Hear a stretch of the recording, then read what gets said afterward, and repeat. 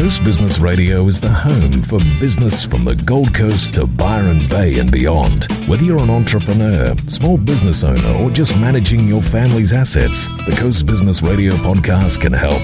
Find the resources you need to manage your money, start your latest venture, grow your business, and be able to compete in a global market.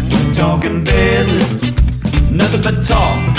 On Coast Business Radio, the member for Surfers Paradise, John Paul Langbrook MP, is adamant that it's time to get back to business. It was a health issue, and now it's an issue to do with people's livelihoods. Peta Fielding, Director and CEO of the Burleigh Brewing Company, says there's a trend showing that the locals are looking after locals. That's something I'm really hopeful for, that does translate into a genuine desire and people, genuinely putting priority on looking close to home. So how will the travel industry look post-COVID-19? Marie Oxley, Chief Marketing Officer of Jumpon.Online, believes that changes to the travel industry, from bookings to experiences, will be the new norm. Then we'll be willing to book things where it's flexible with what might come in the future. So the experiences changing, the booking behaviour changing, and again addressing the consumer. Sounding something like a Marvel superhero, Harriett Messenger, aka the Ink Gin Girl from Husk Distillers, reckons the COVID-19 crisis has helped their sales in Australia. There's an old adage that says during crisis people drink more, and alcohol, even in a recession, alcohol sales go up. And finally, don't forget to subscribe. Coming up next, John Paul Langbrook MP.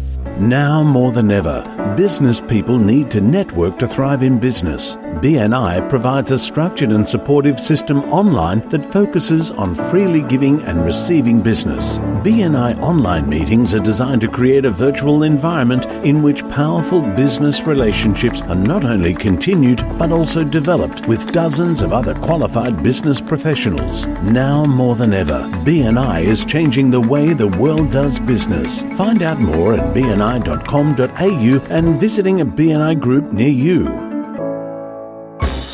You're listening to Coast Business Radio with Mike Ryan. John Paul Langbrook is a proud Gold Coast local. He was elected as the member for Surfers Paradise in 2004 and currently serves as the Shadow Minister for the 2032 Olympic and Paralympic Games Candidature, Sport and Racing and Multicultural Affairs for the LMP. Prior to the 2015 election, he was the Education Minister in the former LMP government. John Paul is pro-jobs and very active in the local community. And before entering politics, he ran a dental practice. John Paul Langbrook, welcome. Hello, Mike. Good to be with you. Okay, the slow lifting of restrictions, the cost of the state government is moving, I feel, how do you feel, too slowly? Well, there's no doubt that people here on the Gold Coast would like to see, now that the curve hasn't been flattened, the curve from the coronavirus issue hasn't just been flattened, it's been smashed. And I think that it's really important that we get back to business. It was a health issue, and now it's an issue to do with people's livelihoods. So it was to do with lives, now it's livelihoods.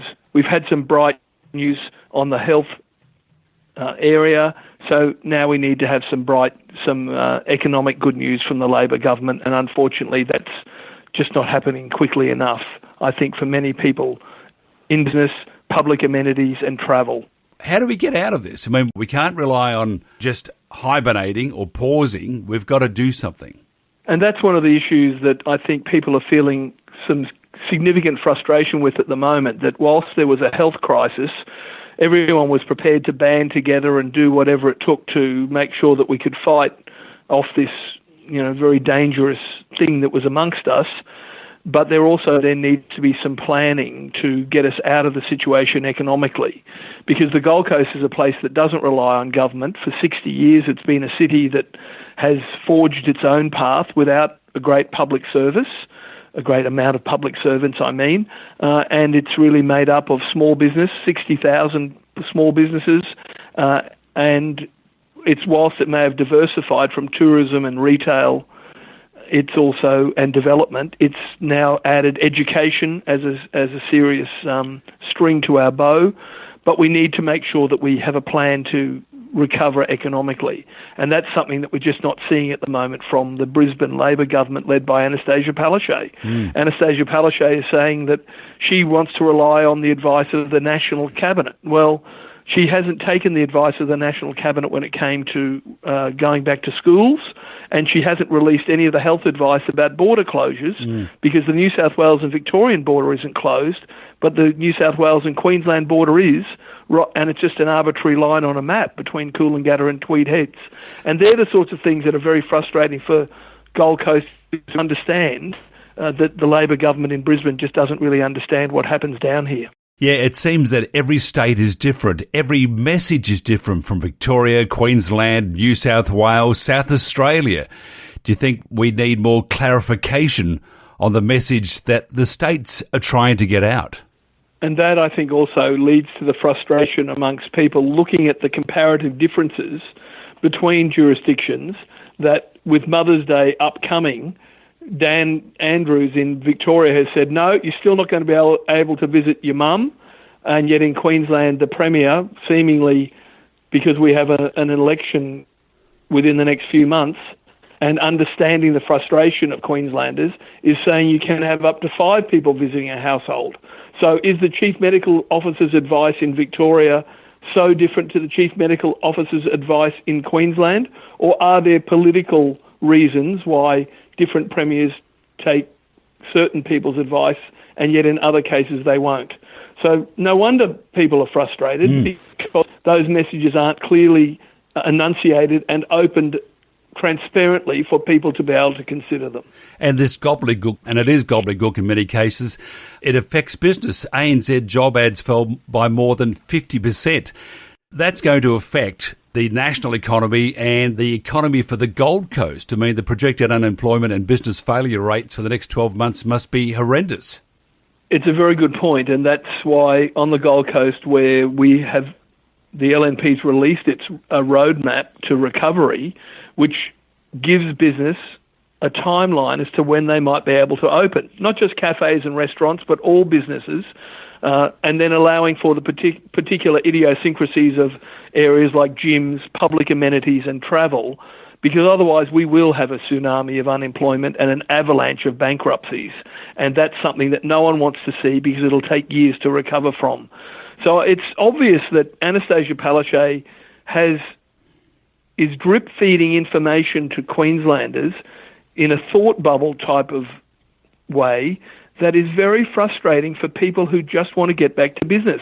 Most of these businesses have very little interaction with government because they are small businesses that fall below the payroll tax threshold, and they just normally get on with their business without or with minimal government interference. They have to pay tax, they have to fill out their business activity statement, but they don't really have a lot of interaction with government. And for the first time ever, including when it comes to commercial and residential real estate, we're now having government interfering in markets that they've never interfered before. And it's a classic example of overreach that's very frustrating when our economy relies on private business prospering, employing Queenslanders, and then putting money back into our economy so that we don't have the financial collapse that we're currently seeing. What are some of the positive indicators for Surfers Paradise? The number one positive indicator is the enthusiasm and positive outlook that Gold Coasters and Queenslanders have always had for our city, for our state, and for our nation. I know from having grown up here that it's a place where we just want government to get out of the way, because when you come from my former small business background as a dentist and the people who I associated with who in local businesses at the Surfers Paradise Chamber of Commerce and then the Gold Coast Central Chamber of Commerce, everyone who I've ever met who's moved here from other places have moved here because they loved what the Gold Coast had to offer. Not just from climate, but you're meeting people from all over the world, building a business, bringing up your kids here in a very positive environment, and that's what I think gives me a sense of real optimism for the future. But we do need a roadmap from government, and we're not getting that at the moment. The LNP's provided one, And Anastasia Palaszczuk says, oh, you're giving business false hope. Well, the corollary of that is that if it's false hope for us saying that we should be able to open within the next few weeks, is that Anastasia Palaszczuk is going to keep everything closed for another few months. And that's something that we just cannot accept, and that I think that people will say, when there are fewer than 50 active cases in the whole state, and I think 3 people in intensive care, whilst I want them to get better, we cannot wait until we have no active cases and 2 cycles of 14 days clear, is what I understand the government's expectation is. That's completely unreasonable. What are some of the stumbling blocks or walls for revitalisation of Surfers Paradise and getting the offices, all these offices that are empty, occupied, and maybe sprucing up some of the major thoroughfares? Mike, that's been an issue, I think, almost generationally in Surfers Paradise. Is from the 1950s and 60s when it really first was changed and became the City of the Gold Coast, and Surfers Paradise was named as it was. That almost generationally we get people criticising how Surfers Paradise is and how it should be rejuvenated. I think it's actually a very complex issue because you have a lot of private owners and landlords there who need to understand, that you can't just charge top dollar rent when people are shopping differently, but because they own those properties, it's really up to them, and they need to work with Gold Coast City Council, who can't be responsible for everything that's owned privately.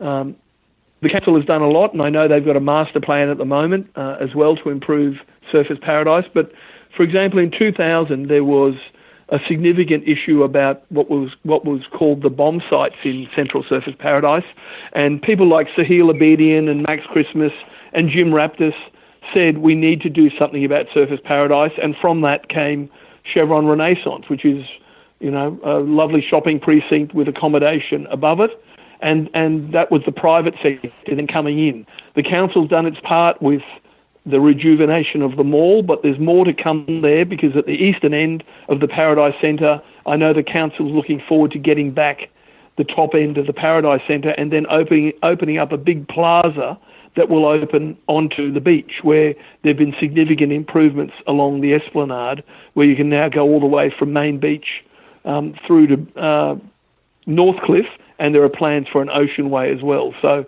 there have been major improvements, and there's always more to be done, both by council and by landlords who want to maximise their return, but have to understand the market that they're operating in.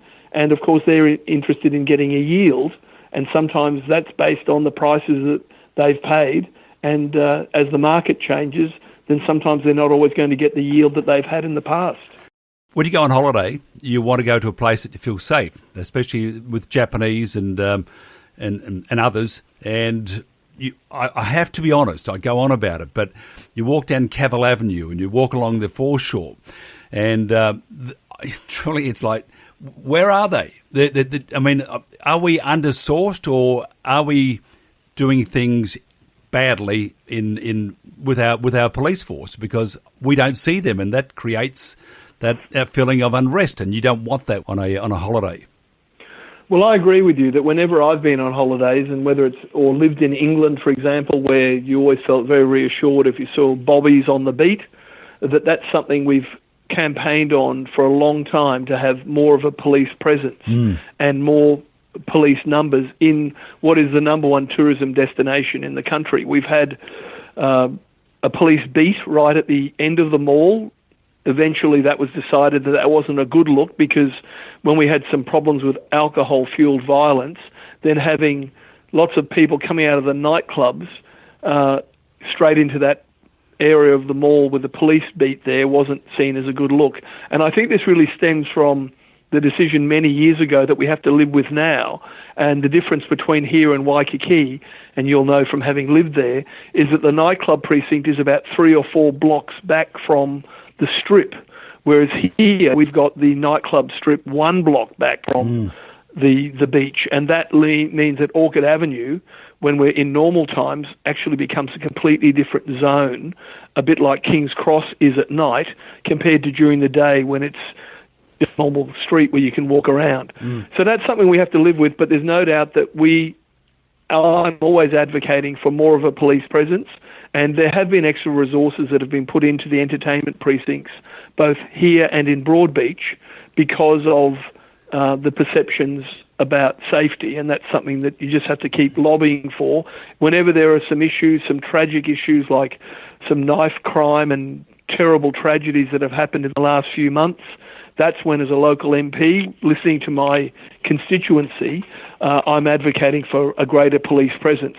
But unfortunately, when more police are put into that area, I'm now seeing in the last few months of the lockdown that I'm seeing an increased crime, and reported to me from my communities in Sorrento, Isle of Capri, Benoa Waters, Clear Waters and Paradise Waters. So the police, hard-working police, have to go where there are significant issues, and what it proves is that we have such a big itinerant population who love coming to the Gold Coast, and that we need more police than you may have in a quiet suburban area of Brisbane. What's your vision for Surfers Paradise and how it can develop and grow? Well, I've seen it grow from a town of 30,000 people, Mike. When I was a child going to Burleigh Head State School in the 1960s, my dad was a teacher at Burleigh Head State School and my mum was an Avon lady. So we did a lot of driving after school, dropping off Avon products to people all the way back from Burleigh to Southport, where we lived. And I've seen it change from this sleepy little town that was wonderful then in the 1960s to now 600,000 people and a burgeoning populace. What I love to say as the parent of 3 children who are now 30, 27 and 22, that I want it to be, I wanted to offer the same opportunities that it offered to me, but with all the enhancements of a new world city. So it's got a great lifestyle, a wonderful climate, but I also want children to be able to grow up, get a great education here at local schools and universities, and then the ultimate aim is to say, whilst I'd love them to travel, as we all want our children to do, I'd love them to be able to come back to the Gold Coast and get jobs in the professions that they've chosen so that they can take the next generation forward, just as I've done with my family. So it's something that Mayor Tom Tate often speaks about. He's a great friend of mine and someone who I've been associated with for a long time. And I know that he and his council, recently elected, and all Gold Coast MPs who I'm associated with, love the place. We love what it has to offer, and we think it's the best part of the best state of the best country in the world, and long may it continue. Well, Tom Tate, I have to say, is an amazing mayor, and he gets knocked a lot, and I suppose you get that because you're out in front. I have to say Tom Tate is, and you may not always agree with Tom, but he's out there, he's putting the Gold Coast first. Well, he's the first mayor ever elected for a third term, so that shows how much he's respected by the community. As I say, I've worked with him for over 20 years, from when he owned the Islander in Surfers Paradise, and we served on the Surfers Paradise Chamber of Commerce together. And sure, he's like anyone in public life. You're not going to have everyone who agrees with everything you say. And electorally, it took him a lot of efforts to actually get to become mayor of the Gold Coast. He has the best interests of the community at heart. And unfortunately, when you're leading, you just have to make decisions that you can't take 100% of people with you, but what you try to do is make sure that you leave a legacy that whatever area you're in, you're leaving something that's better than it was before. And I don't think anyone could ever question his enthusiasm and the council that he leads in saying that we get value for money, but that he's also trying to make the city a new world city and take it from that sleepy little town that it was 50 years ago to a new world city that we hosted the Commonwealth Games just 2 years ago, and we're now hoping to be part of a bid for the 2032 Olympics and Paralympics. And the Commonwealth Games in April 2018 showed that we could deliver an Olympics for our state. Okay, finally, before we wrap this up, this is the all-important question. This is the 60 Minutes gotcha question. What are you doing for the weekend? Are you going to see Mum? No, my mum lives in Melbourne, in Hawthorne, so I'll certainly be giving her a call. In the Socialist Republic of Victoria. Good luck on that. Right, yeah.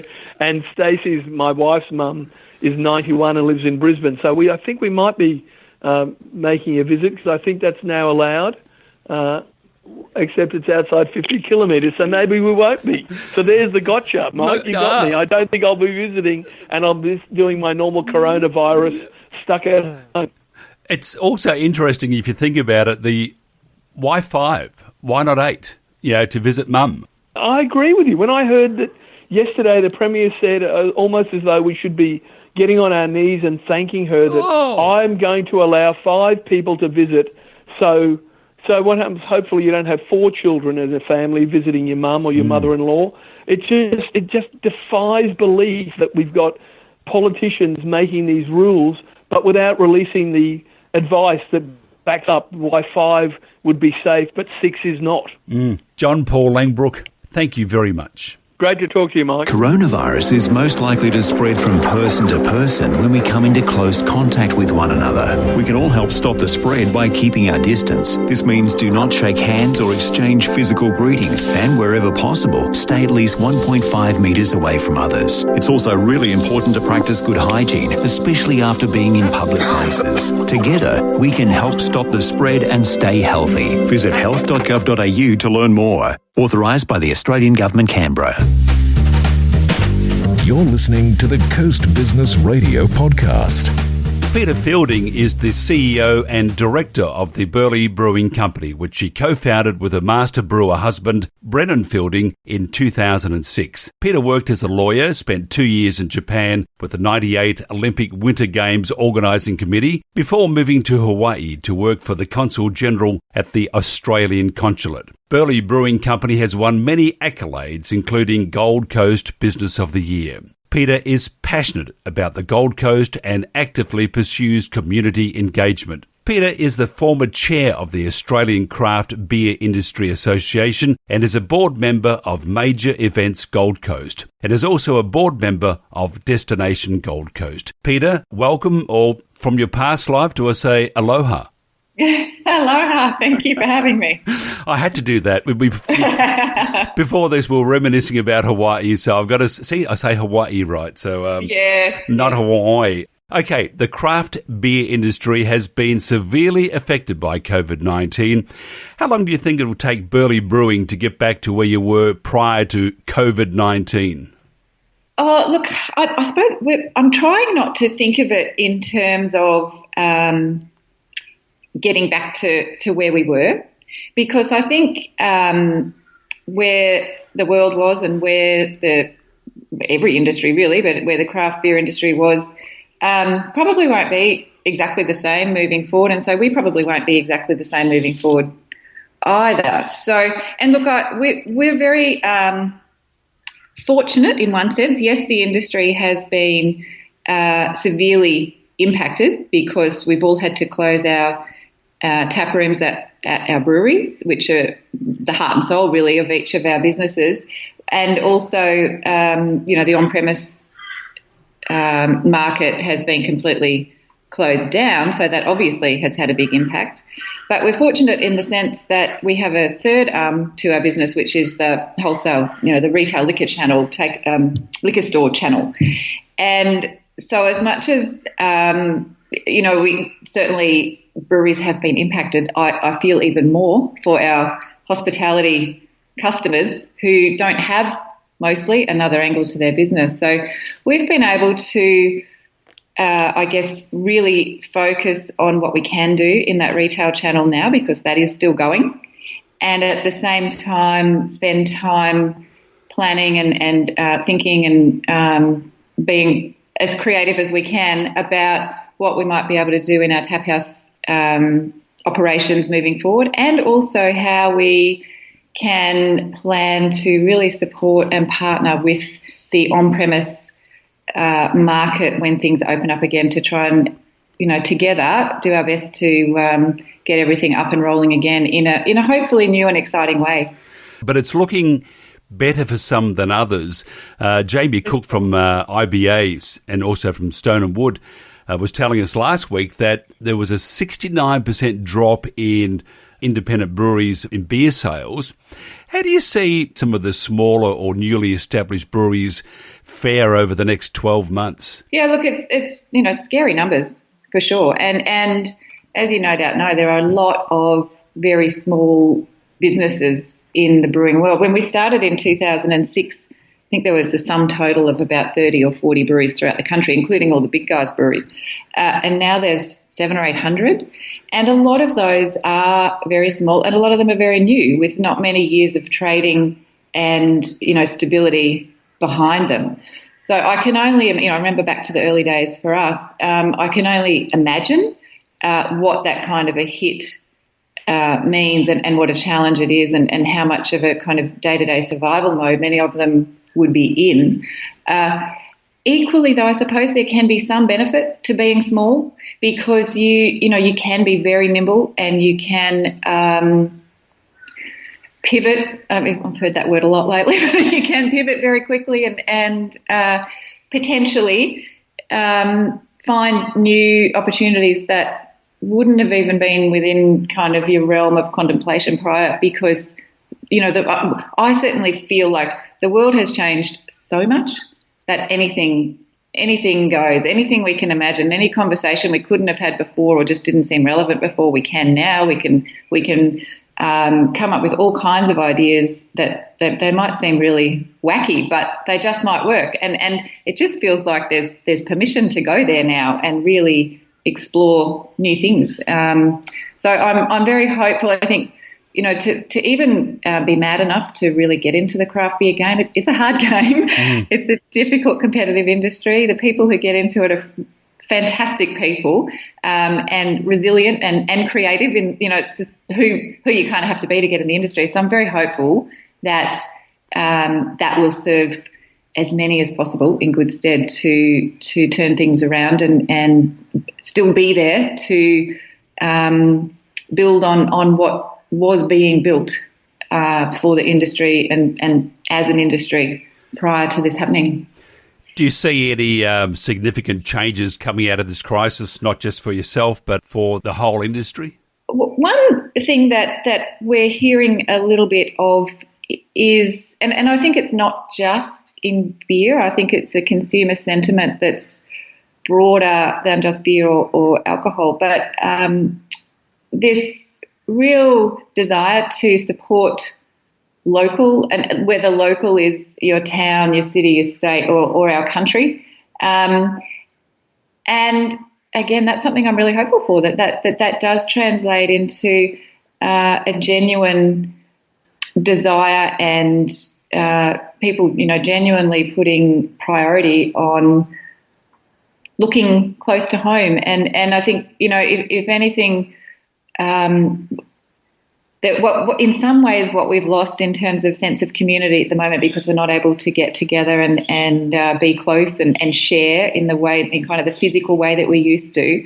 Hopefully that sense of community will translate more into that type of thinking, where we're going to look after each other by actually looking to home first. And, if that translates in even a small way into the beer world, then, that will be a fantastic and important outcome and support for all the small brewers in the country. Are there any reforms required to strengthen the craft industry? Oh, look, always, I think in any industry there's things you come up against, and whether it's often regulatory in one form or another. And I guess in the beer game, a lot of things collide. It's food manufacturing. It's manufacturing. It's food manufacturing. There's alcohol involved. Therefore, there's liquor licensing involved. Therefore, there's excise involved. All those things have a very heavy regulatory layer on them, and sometimes it feels like, you can't find a way forward through all of that just for trying to comply with everything. So I think it is important that from a high-level global perspective of all of that stuff, things are considered kind of as a group to make sure that there's not roadblocks coming up when when a liquor licensing or a town planning or a excise or whatever regulation kind of clash, and it really ends up holding you back rather than allowing you to move forward. So, I don't think there's a one magic bullet. I think given what's happened with the industry and the vibrancy that's been seen over the last few years, and the realisation that, wow, this really is an industry that can have a real impact on tourism and regional employment and all those things, I think there's certainly a sentiment in various levels of government and regulatory agencies to try and assist.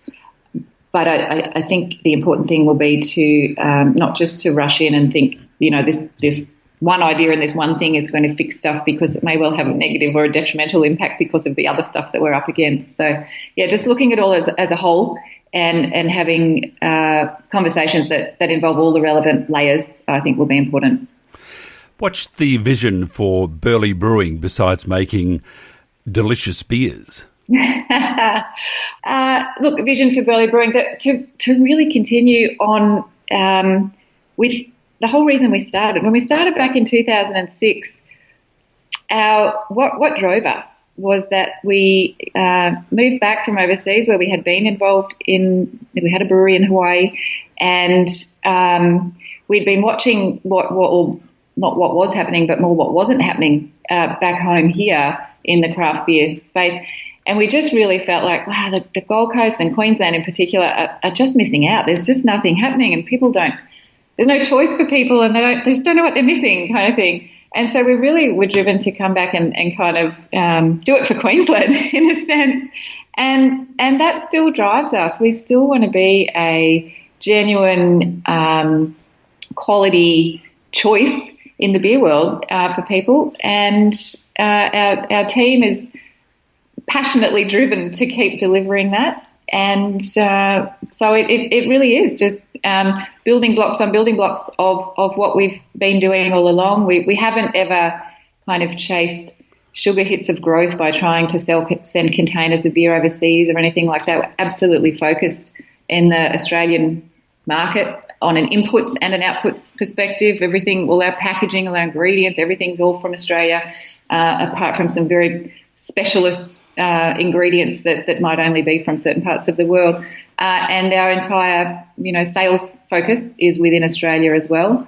And we've just got so much more to do in that space that we're staying the course and sticking to what's important to us. Beer is very important to many of us. Look, now we're going to change hats here, okay, or glasses, okay? Sure. Let's go to as a board member for Destination Gold Coast, the most important ingredient besides great service and nice places and fabulous restaurants and attractions and et cetera, the most important ingredient for tourism is people. How the hell do you get the industry going without that important ingredient, people? Yeah, well, it's pretty tough, isn't it? Destination Gold Coast is very focused on that question, and and I'm certainly not the spokesperson for Destination Gold Coast, but I can assure you they're very focused on that, and very focused on staying relevant with those people now, so that when the time comes that the people are allowed back, that we're the first place that they're rushing back to. And there's some wonderful stuff coming out of Destination Gold Coast at the moment with that in mind. The Gold Coast in particular relies so much on tourism. I always say that we're all in the tourism business on the Gold Coast, because that's how important tourists are to us here in this city. And first step, obviously, is going to be the locals and the drive market, if you like, coming back. And then as borders open up, interstate, obviously that'll be the next focus. And then international, we understand, is quite some time away yet. But really, it's about surviving and being ready for when that can happen again. And hopefully it'll be sooner than later that people are allowed out and about and able to, enjoy this wonderful city again. Ivan Meisner last week from BNI, from Austin of all things, he was having a lovely afternoon until I interrupted him. But he said, pause, reflect, innovate. Absolutely. And within our own business, that's really what we've been focused on. Initially, it was very, there's the early part of March, mid-March.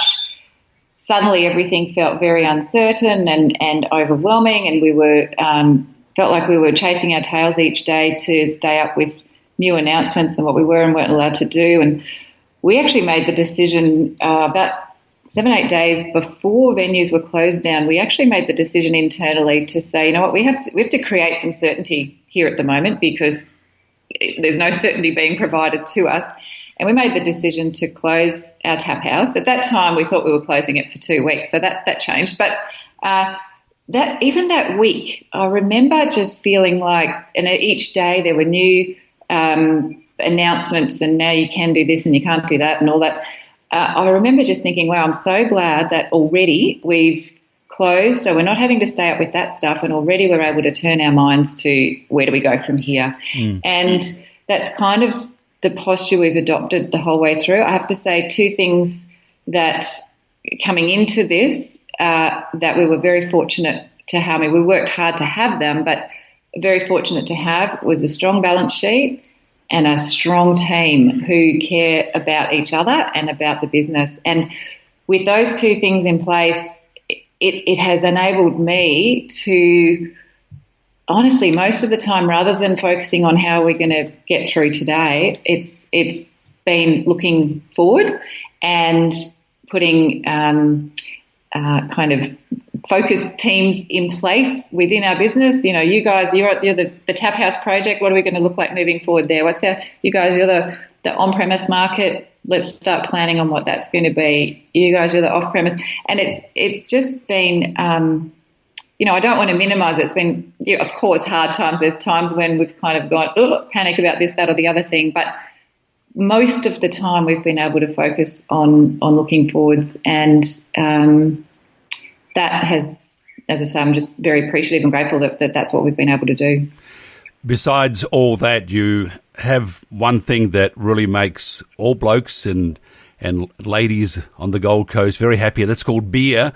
Now, helping us get through. Yes, that's right. I mean, I would love to have your job, or just be the beer taster, maybe, because I'm excellent at that. Oh, are you? Yes, very good. Now, not that I'm dropping any hints, but what would you suggest for the as something to push the wonderful beer you have? What would be on your beer menu for the weekend? Wow. Well, we have just released a Tap House exclusive beer, which is a cocoa nib ale. And normally we'd be releasing that in our Tap House and people would be able to come in and try it and enjoy it that way. Unfortunately, we can't do that at the moment. So we've got it online for ordering online and free delivery in our beer zone around us here on the coast. So it's a cocoa nib ale. It's a brown ale, and it has a kind of surprising zesty character to it, almost like a citrus burst without the orange flavour. It's quite unique. Peta Fielding, I envy your position right now. It's fabulous. CEO and Director of the Burleigh Brewing Company, thank you very much. Thank you so much for having me. Coronavirus is changing the way we live, work and communicate. Changes can be hard, so it's vital to take care of ourselves and others. Prioritising your mental health is important. To help, there are some things you can do, like eating well, keeping active, talking with family, friends and neighbours via phone or video calls, and making a new daily routine. Together, we can help stop the spread and stay healthy. Visit australia.gov.au to learn more. Authorised by the Australian Government, Canberra.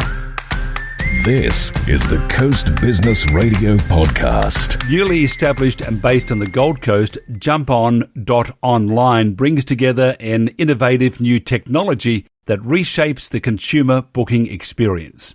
Jumpon.Online allows consumers to compare accommodation based on their own preferences and requirements, opening a new choice of destinations and properties to ensure the perfect holiday or vacation. Marie Oxley is the Chief Marketing Officer for Jumpon. Marie, welcome and tell us about Jumpon.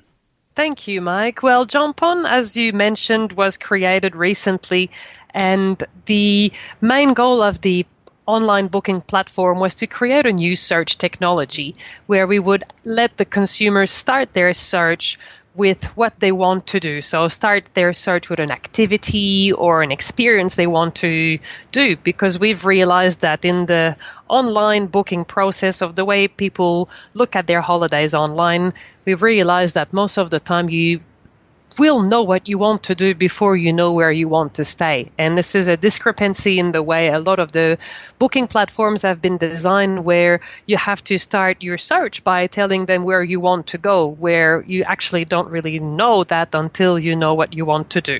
So we have created this website where you can just tell me what you want to do, and we'll suggest destinations, activities, and accommodation based on that. So how are you different then from other online search engines?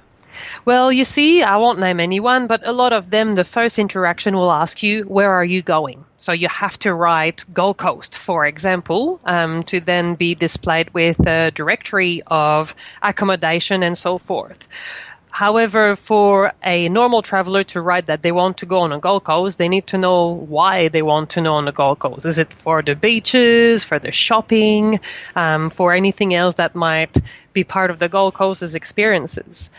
For us, we ask you, what do you want to be close to, or what do you want to do? So if you just want to go surfing on a beach, well, you can just simply type surf beach into our search engine, and we'll then show you where the best surf beaches are in Australia. And accordingly, if you want to say surf beach and shopping, you can write more than one item in your search and then find a much more suitable destination for you. So where you think that the beaches and shopping is best and you would normally think it's the Gold Coast, then we might be able to suggest to you some place like Port Macquarie that has got pristine surfing beaches and shopping you didn't even know about. So we're trying to, we're promoting travel inspirations and promoting different destinations and just, creating a bit of fun into your holiday planning that you might not have done in before getting to these platforms. Look, and your marketing or your target area is domestic. It's not international. Am I right there? Correct. So since we have newly launched this technology, we have only included the Australian market into the website. So yes, definitely the target market is domestic Australian. There are goals in the future to go internationally, but at the moment we have just restricted it to Australia. COVID-19 created absolute havoc in the travel industry. How did it affect you guys? Well, obviously, the travel industry has been really hardly hit. So as a platform that was promoting hotel booking, we have had to review our strategy.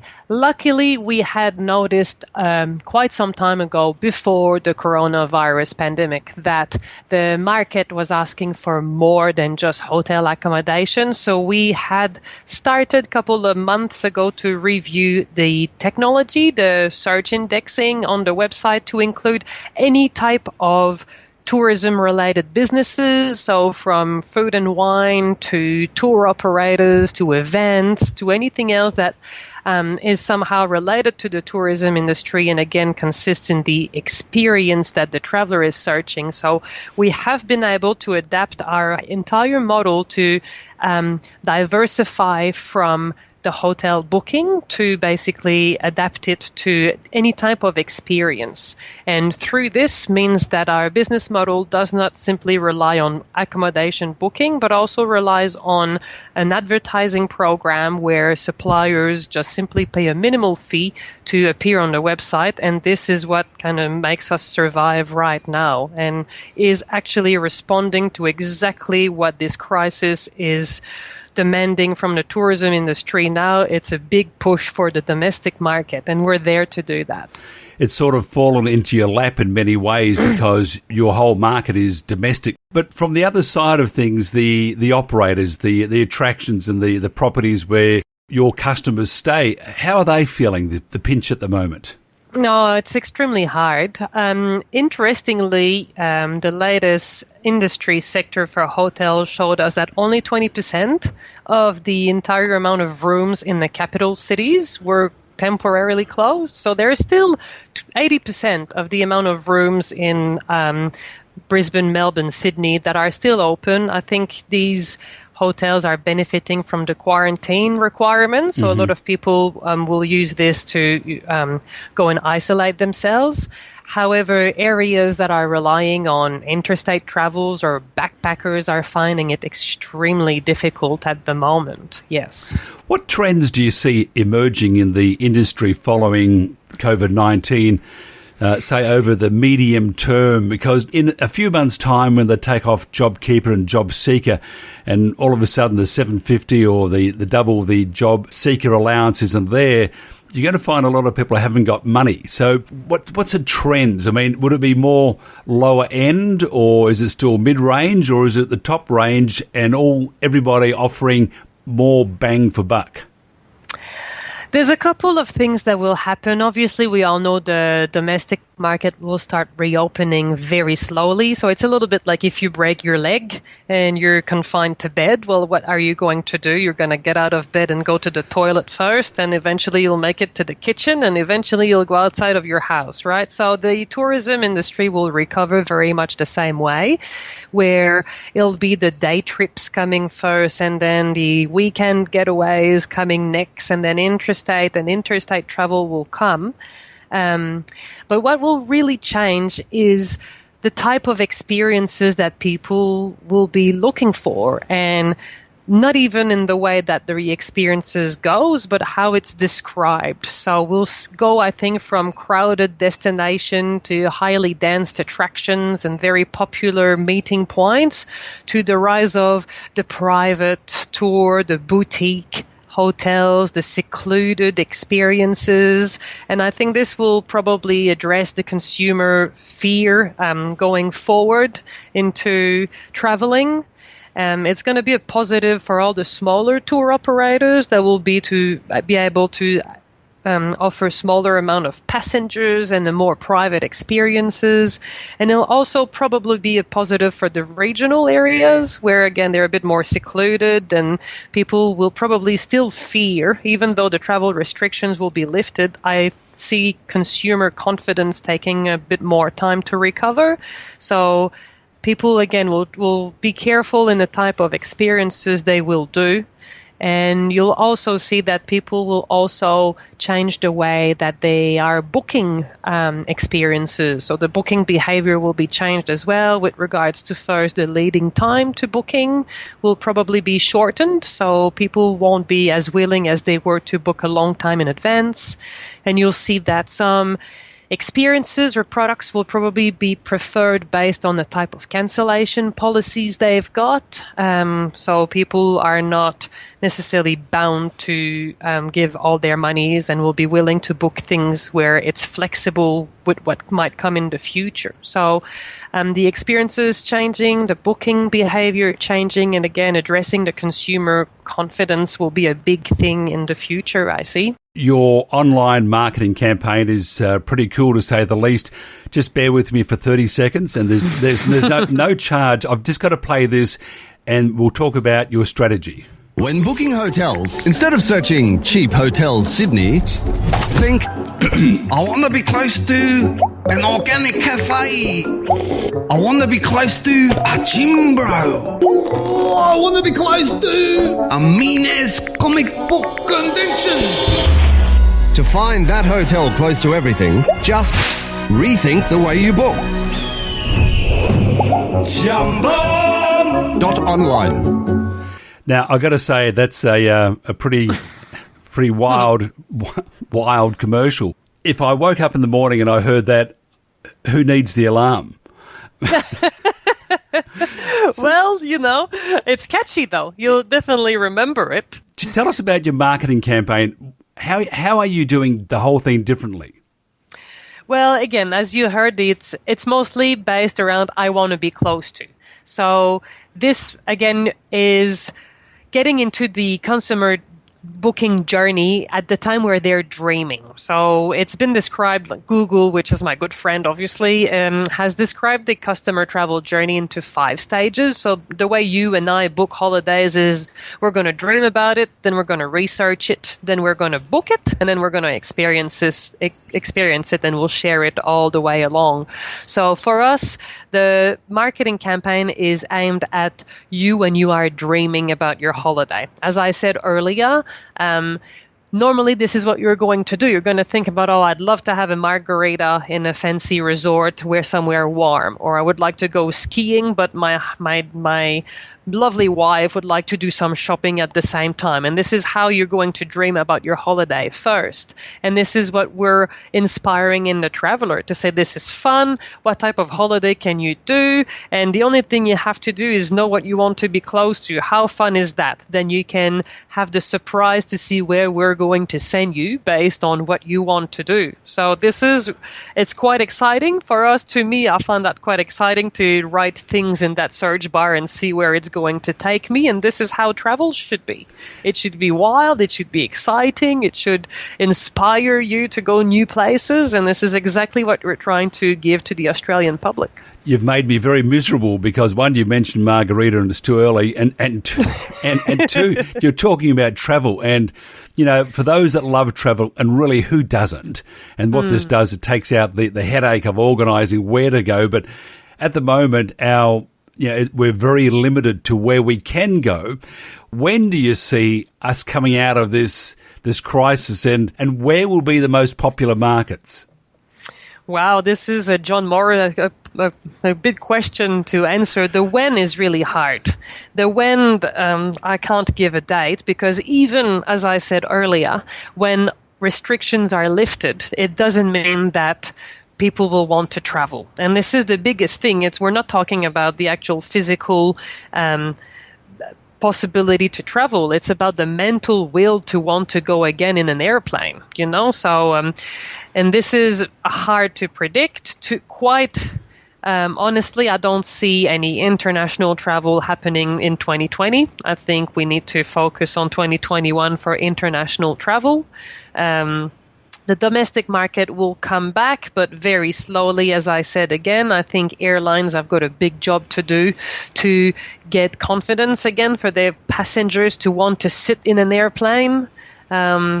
So tourism operators have got to work hard right now in providing to the Australian public what they are missing out of. So you can't go to Italy? Well, just come to my winery in the Barossa Valley and come have a pizza over here, because this is as good as it's going to get at the moment. So I think people will be willing to travel, but they will have some restrictions with regards to what they're willing to do. So this is going to be the biggest challenge. So when, I would say, plan for the worst for a couple more months and then let's be positive, because people will want to travel again and it's going to happen.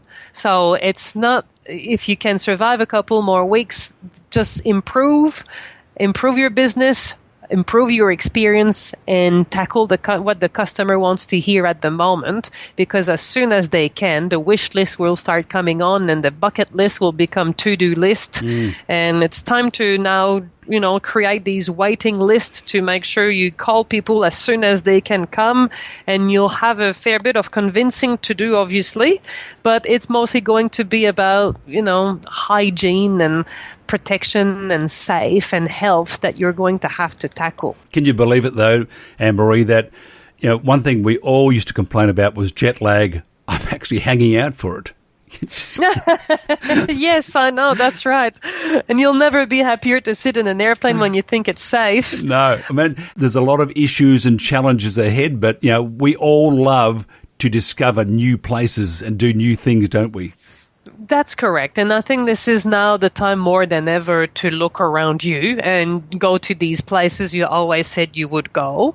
And where people have got restrictions, new product come. You have to trust the supply and demand of the universe, where if people don't want to travel by air, they'll find another way to travel, right? And it's going to be road trips, and so caravans might become a bit more of a more popular travel itinerary than simply flying to a place. So I'm not sure about the cruise line industry. However, this is going to take some time to recover, but if people want to travel, there will be businesses that will adapt to them. And this is where people have got to think right now of not how their business is being affected, but what does the customer want in the future, and do something for that. So I've already seen bus companies that used to do tour, just normal tour of the Gold Coast, for example, offering their services to businesses to bring their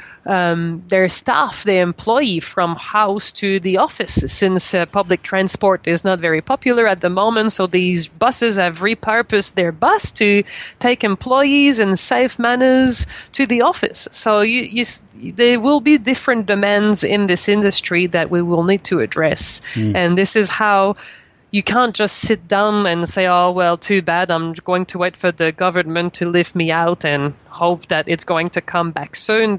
You just have to think how you can adapt what you've got to what the customer wants.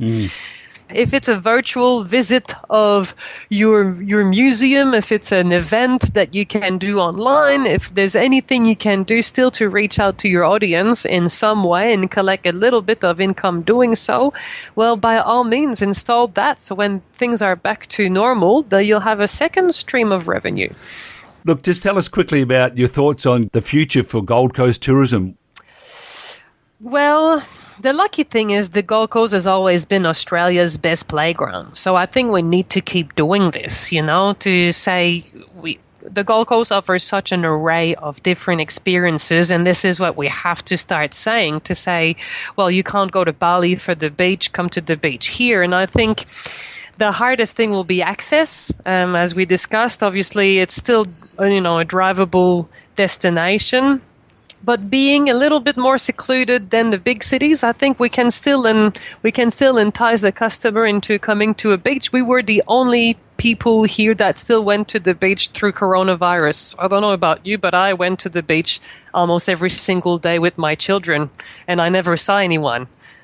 Because we are so lucky here that we have this 70 kilometers of coastal, amazing, pristine beaches, as opposed to Bondi Beach, for example. So we have been able to go to the beach through the entire pandemic, and we still can do, and it's still one of the safest places to go to the beach here. So I think we have to look again at what the Gold Coast can offer in these circumstances that are safe and secluded, and push this.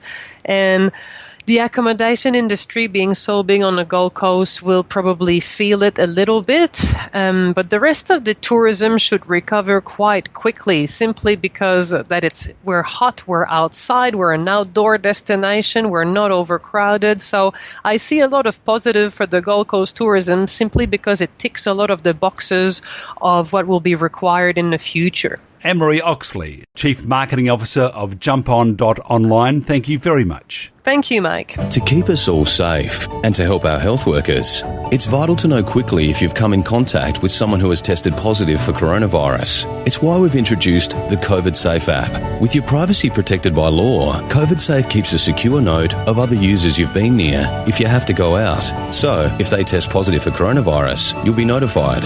It'll help us stop the spread sooner so we can get back to the things we love. Download COVID Safe today. Authorised by the Chief Medical Officer, Canberra.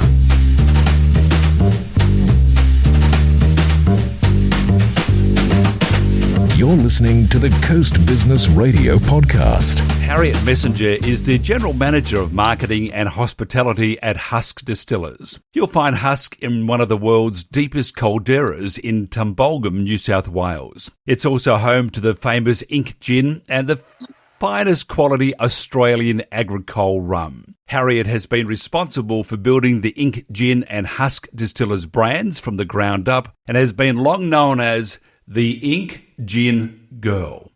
How do you feel about that? Pretty pretty good, actually. The Ink Gin Girl. That's pretty cool. Yeah.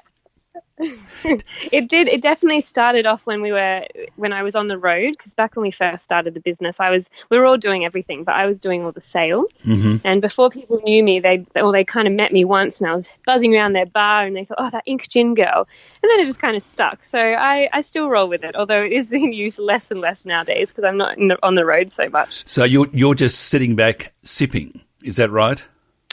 That's right. Well, I'm an office jockey now, for the most part. So they call us down in production. They call us the tea drinkers. The tea drinkers, which we dispute because we do more than just sip tea. But yes, I am an office jockey more and more. Hey, tell us how Husk was conceived. I mean, from the start to now. Oh yeah, well. So it sort of had its origins a few years ago. So we're a family business, and Mum and Dad co-founded the business, and it was really Dad's dream. So he had this real affinity for whiskey. He loved whiskey from all around the world, but particularly Scotch whiskey. And he watched what happened in Tasmania through the 90s with Bill Lark. Bill Lark is known in Australia as the godfather of Australian whiskey and really of Australian craft spirits in general. He was definitely a pioneer for the industry. He's been doing it for much longer than any of us really have been. And Bill has a very similar background to Dad. Dad was an explorational geologist by trade, and Bill was in that sort of industry as well. So he kind of watched this man's journey and said, oh, what fun. How fun would it be to set up a whiskey distillery in Tasmania? It sounds like a great idea. And what happened was Tasmanian whiskies became worldly renowned because Tasmania is a great climate for aging whiskey. But we were up in Brisbane. We were living up there at the time, and in a subtropical climate, whiskey isn't as widely made because we don't actually produce any wheat grain or any barley or any of that sort of thing, which the whiskey is made from. So a few years down the road, we found ourselves in the Caribbean and on a bit of a research trip, although I thought it was just a nice family holiday, but it was actually a bit of a research trip, and came across a world of rum, which we had never been exposed to in Australia. Now, growing up in Queensland, we definitely were exposed to rum. We've got a vibrant rum culture, but it really is dominated by one specific style and type of rum, which is the English-style molasses-based rum, Bundaberg, of course, and Beanley rum as well. But over in the French Caribbean, they make a very different style of rum using fresh sugarcane juice instead of molasses. So I'm not sure if you've heard of agricole rum before, or agricultural rum, but that's basically what the French guys make. And molasses, being a byproduct of sugar manufacturing, is the same world over. You can buy molasses from the Condong mill here in the Tweed, or you can buy molasses from northern Queensland, you can buy it from South America, and it'll taste the same because it's a byproduct of making sugar. So it's a very stable product and very useful for making rum. However, we wanted to create this French-style rum. When you use fresh sugarcane, it's alive. It's a vibrant, alive kind of, it's got all these biomes and it's got all these bacteria in it, and it actually reflects the region that you're making the spirit. So sugarcane from our region will not be the same to anywhere else. So it's got that real provenance about it. And being a geologist, that was very appealing to Dad. And being from Queensland, we knew there was sugarcane around us. So that sort of kicked it off, and he went from whiskey to wanting to make this French-style agricole rum. And the rest is kind of history, I guess. And also you've got cellar door tours, tastings, cafes serving beautiful food. Tell us about that. Yeah, well, the hospitality part of it is very much new for us. This has been a long, slow slog for us. So that trip to the Caribbean, where we sort of discovered this style of delicious, dry French agricultural rum, was in 2008. And we bought our farm in Timbolgum in 2012 for the specific reason of making rum. It was an old cattle farm. So it wasn't even a sugarcane farm, but all the farms around us are sugarcane farms. And we didn't know how to, we were city folk. Well, Mum grew up on a farm, but we didn't know how to make, Dad grew up on the Gold Coast. We had no idea how to grow sugarcane. So step one was learn how to grow sugarcane. Step two was perfect the rum. And that's been an ongoing journey. Dad says that it takes 20 years to really have your create your signature expression. And we're in what are we in now? Year 8. So we're almost halfway there. And we're producing some amazing rums. But it's been a very long journey and learning everything on the fly because there's no handbook. The craft distilling industry is it's still in its infancy in Australia. So there's no sort of handbook on any of this. So and I guess the hospitality side of things was totally new thing to us as well. We've never had a hospitality business before. So June last year we opened that up, and we always wanted to because we wanted this type of rum because we're not used to drinking it in Australia. We're not really used to drinking rum on the rocks or neat, and that's the style of rum we're creating. We're creating a sipping quality spirit, so that requires a bit of explanation, I guess. And the idea of being able to bring people to our farm, they could see the paddock where the sugar cane's grown, they can see the still, they can see the barrel house, and they can see the bottling room if they come on a tour. That connection between the paddock and the bottle, we really wanted to be able to illustrate that and show that to people. So we always wanted to open up a cellar door, but it took years, more and more years to bring that to fruition. But June last year we opened, which was very exciting, and we've absolutely loved it. It's been enormous fun having people here. How did the events of late last year, fire, tourism, and prior to that you had the huge floods, and then COVID-19, how has that affected Husk at the moment? Yeah, it's an interesting question. Our region was mostly spared the fires. We did have fires in the Nightcap National Park, so we did have smoke for quite a while, and they were just devastating. But we weren't really affected that much ourselves. I guess the floods, obviously, we're on a floodplain. So you build a distillery on a floodplain, you expect to be flooded, and it happens every sort of 2 to 3 years. We had a minor flood this year after the bushfires when it rains, it pours. So the floods do affect us. We've got plenty of management planning around that now. We didn't back then. We didn't in 2017, but we do now. The COVID thing, it's been very, I guess, like it's everybody, right? Everybody's had their whole business model thrown out the window and have had to completely rework what their offering is. We're fairly lucky that we have a diversified business. So while the hospitality business got shut down overnight with pretty much zero warning, we were lucky enough to have a production business back of house. So we've been able to keep all of our permanent staff employed and our permanent part-time staff. So our chef's on the bottling line, our maitre d' is doing dispatch and that sort of thing. So everybody's been able to upskill, and they've really risen to that challenge and working with everybody else in the business on different things.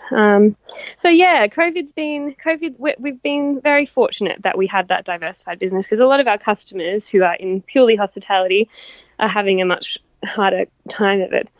There's an old adage that says during crisis people drink more, and alcohol, even in a recession, alcohol sales go up.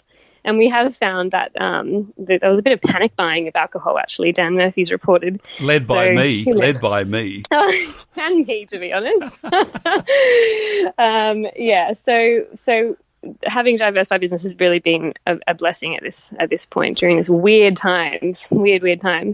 I was talking to a guy at a bottle shop in Broadbeach the other day, and he said beer has taken a hit, and it's a 69% drop with craft breweries and the independent breweries. There's been a sort of not a drop, but nothing really has gone forward with wine, but with spirits. He said, we're still pumping. So you guys are helping pump the economy, aren't you? It's actually fascinating, and it is true. Spirits, particularly premium craft and Australian brands, have just grown exponentially during this crisis in terms of sales.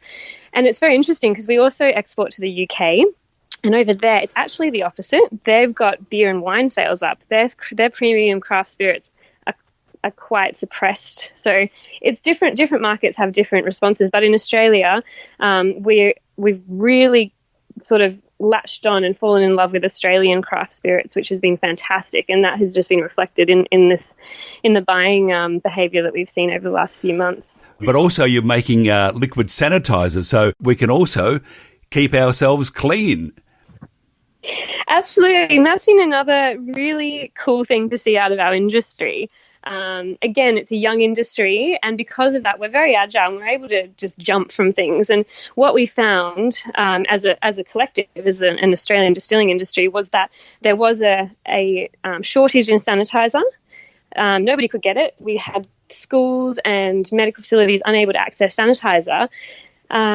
And so we were actually encouraged by the government to, if you could make it, get it out there and get it out to your region as quickly and as fast as possible. These are the guidelines. This is what strength it needs to be made to, and go make ethanol-based sanitizer. So that's what a lot of us did. And it was great. It was a great way to sort of, it was a bit stressful, completely changing your whole production facility to sanitize overnight is threw some curveballs, but the team just took it and ran with it, and it was fantastic. So we've because the sanitizer did go quite well as well, we were able to donate a lot of it.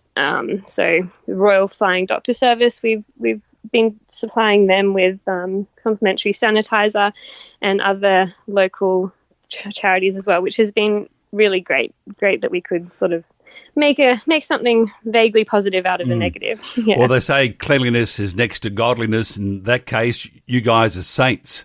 Isn't that right? Oh, you flatter me, but I'll take it. You mentioned that you export to the UK. Where else do you export to? Yeah, we export to about 9 or so countries. Export is a very small part of our overall sales. It probably accounts for about 4%. The reason for that is the domestic market is just so strong for us. Exporting is also a lot of effort. The margins are lower for us, and we don't have endless capacity for production. So most of our gin particularly, so ink gin is our biggest product. We haven't actually talked about that. We talked a lot about the rum, but the ink gin is really the hero for us, because while the rum was the reason we were founded, rum is a fool's errand. It's very hard to make. It's very expensive to make. You have to age it for a minimum of 2 years, and we've never released anything less than 3 years. So it's a long road to make any money. It's basically a money suck, but it's a passion of love, and it's a 50-year plan. 50-year plan. 50 years will be, yeah, you've got to think long with whiskey, with any aged spirits, whiskey and rum. You've got to have a real long play in mind. But gin is much easier and simpler to make. Not many people realize that, but it's a lot faster, a lot easier. And we can turn around a batch of ink gin in a couple of weeks, whereas it takes sort of, if you count planting the sugarcane, it takes at least 4 years to turn around a batch of rum. So ink gin kind of has propped that up. Tell us about slow gin. Here's something you can talk about, because we had a bottle here, and let me tell you, this is just between you and I. You hear about forensic investigation and you can take fingerprints. Well, we were trying to find someone that could take like lips, because there were people that the slow gin just kept disappearing, and there was no fingerprints. And then we realised there was these lip marks around the top of the bottle, and we had to call in CSI and all that just to find out. It's delightful. Tell us about your slow gin.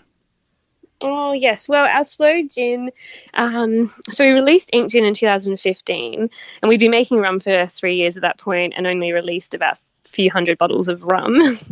So we released really ink gin before we properly released any rum.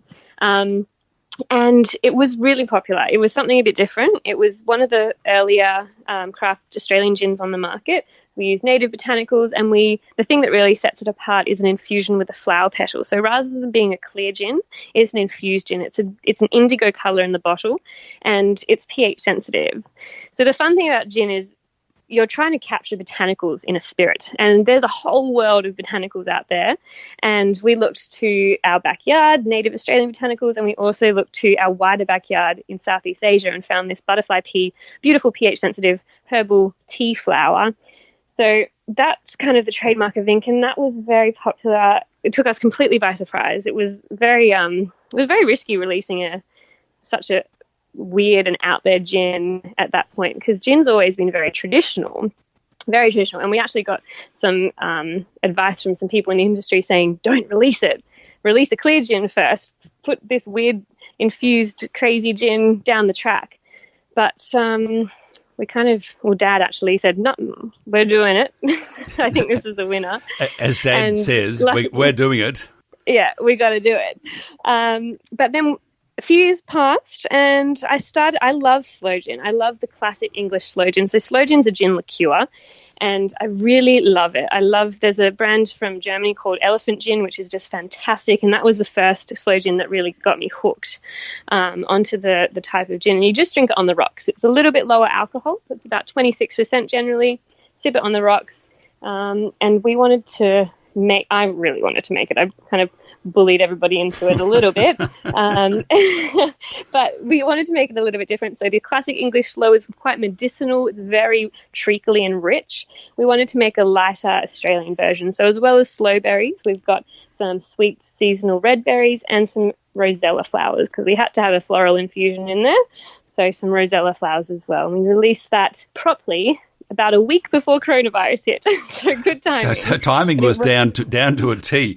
But you're teasing everybody, and that's the thing. It's good marketing. You're saying that once we get better, once we can come out of this emergency, there's something delicious waiting for you on the horizon. Oh, absolutely. Well, another benefit of the coronavirus, I guess, is that a certain, like Dan Murphy's has actually, and I think Coles has done the same with some of their bottle shop chains, is they've said, all right, Australian distilleries, we know this is a really tough time for you. Who has spirits that you want to sell through our bottle shops? Because we know you can't sell them through your cellar door or through your bars anymore. So they've actually taken on a lot more SKUs. So from the 14th of this month, Ink Sloe and Berry Gin will be available in every Dan Murphy store across the country, which is very exciting. So there's been lots of opportunities thrown up through this period as well, which is nice to see. Speaking of opportunities, your views on regional tourism, what's the most important thing to survive this crisis for small business? Yeah, that's a good question. I guess it will be so different for every business. We went into it with the kind of mantra that we wanted to retain people, skills and cash. So we wanted to start the crisis with our core team and end the crisis with our core team, and really hold on to that team, because they're the team is what makes a business. They've with quite a few of our staff we've had for years, since we were up in Mum and Dad's kitchen working around the dining room table. So that was the priority for us, and thankfully to date we've been able to do that with all our permanent staff. But yeah, it's not an easy time, and particularly for the hospitality industry. It's very tough, but I'm just looking at the team here. I mean, obviously the two most important and make the most decisions, Matilda and the Husk recycling team. The only thing is, I think your Husk recycling team are just a bunch of silly moos, and Matilda is just barking up the wrong tree. Tell us about this little quirky part of your business, because I see that they're on the bottom at the moment, but I would imagine as time goes on, that cycle of importance being placed on certain members, that Matilda and those cows will move up top of the ladder. Tell us about these. Yes, those are great puns there. Well done. Thank you very much. For listeners tuning in, so Matilda Tilly is our distillery dog, and she is distillery dog / morning tea supervisor, because whenever there's morning tea or smoko to be had, there's Tilly making sure it's all going according to plan, there's no wastage, all that sort of thing. And our Husk recycling team are our beautiful cattle. We have about 50, between 40 and 50, I'm not sure, we've got some babies at the moment, so I'm not sure what our head count is at the moment, cattle who eat all our distillery waste. So the stillage from our still, when we're making rum, they eat all of that. They eat all the spent botanicals, gin botanicals as well. So they're very fat and happy rum-fed cattle. They're our recycling team. So we're lucky to have them, because in the Caribbean they don't have as much room because they're all on islands, very small islands. We've got a big island here, so we can have cattle, but over there there's lots of waste management issues because we've got a lot of water waste. Now, so we're lucky to have our Husk cows. If somebody wants to say hello to Tilly or the recycling team, or just pop out and when we can do that, pop out and check your property out, how do they contact you guys? Yeah, well, we're actually right now we're actually operating a little produce store and a drive-through bottle shop. We're also doing some food as well, some heat-at-home dinners, because Cal, our chef, is getting a bit itchy on the bottling line and needed to get back to cooking some stuff. So we're open 12 till 5 every day now, and you can see the cows over the fence as you're driving in and out. But once we open back up properly, we're open Wednesday through Sunday, and you can just come on down during our opening hours, or you can book a tour. Bookings are recommended probably as we go into this coronavirus sort of situation for weekends. Bookings are probably recommended because we will need to manage numbers and that sort of thing once we open back up.